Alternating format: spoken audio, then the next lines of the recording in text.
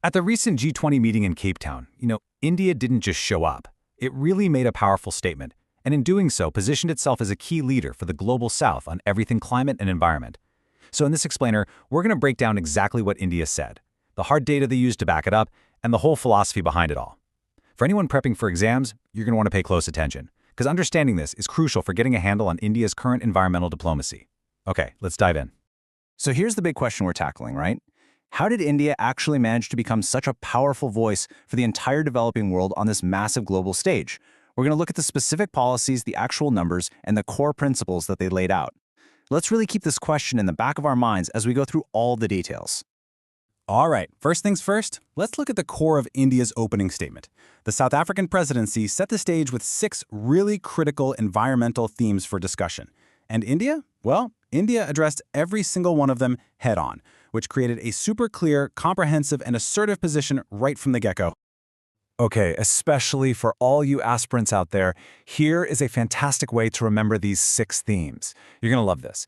Just think of the phrase black oceans. It's a mnemonic. So B is for biodiversity, L for land, A for air quality, C for chemicals, K for climate, we're using a K there just so it doesn't get confusing, and of course, oceans. Black oceans. Got it? Now let's break down what India said about each one. Starting with B for biodiversity.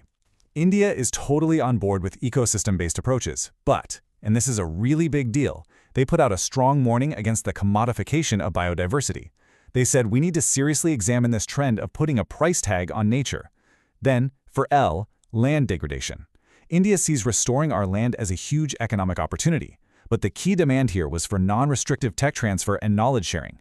Basically, they're saying any global standards have to be voluntary and flexible enough to work for different countries. Now, what's so cool is that India didn't just talk theory, it actually pointed to its own successful models. So here's a key term you absolutely need to know: Extended Producer Responsibility, or EPR. Basically, it's this idea that the company that makes a product is also responsible for what happens to it at the end of its life, for its disposal or treatment. India really showed this off as a proven, scalable model for managing waste, a perfect example to use in your answers. Moving right along to A for air quality. When it comes to this, India's message was pretty straightforward. Working together to build capacity is great, but a one-size-fits-all approach? It just won't work, because every country's situation is unique. Then for C, chemicals and waste, the focus is all on the circular economy. And here, India brought up its EPR frameworks again, arguing that global rules on chemicals should stay voluntary. And you might ask why? Well, it's to avoid putting a huge burden on developing economies, and to actually encourage real innovation, not just bureaucratic box-ticking. And all of this brings us to another foundational principle. This is a true cornerstone of all climate negotiations: common but differentiated responsibilities, or CBDR. Think of it this way. Everyone agrees we have to clean up the mess, but the countries that historically made most of the mess and who now have more resources to fix it should really carry more of the weight. This isn't just a policy point. It's the very bedrock of India's whole argument for climate justice. So for K, climate change, India's position is rock solid. Any and all action has to be built on equity and that CBDR principle we just talked about. The message is that meaningful support, we're talking finance, technology, and capacity building, is absolutely non-negotiable for a fair transition. And finally, O for oceans. India is all for tools like marine spatial planning, but again, it's stressed that we need voluntary approaches for tricky issues like lost fishing gear to make sure we're always protecting the livelihoods of small-scale fishing communities. So, that was the position paper, the principles. But talk is cheap, right? A strong stance needs proof. And in its closing statement, India brilliantly shifted gears from just talking about principles to presenting cold, hard evidence of its own climate action. So let's see how they backed up their words. The real question then becomes, what hard data did India actually put on the table to prove it wasn't just talk? Well, the numbers that came next were seriously impressive, and they sent a very clear message to the rest of the G20. And wow, here is the big one, the incredible headline number. India announced that it has already raised its non-fossil electric generation capacity to over 50% in 2025. Now, what's absolutely mind-blowing about this is that it means India has achieved its revised climate target, its nationally determined contribution, or NDC, a full 5 years ahead of schedule. That is a massive achievement. And this chart just brilliantly illustrates the story behind that number. I mean, just look at this incredible growth in solar capacity. It has absolutely exploded from just 2.8 gigawatts back in 2014 to a projected 127 gigawatts in 2025. That is a staggering 45-fold increase in just over a decade. It just goes to show you, as the minister said, where there is a will, there is a way. Pretty impressive numbers, right? But what's really driving all this ambition?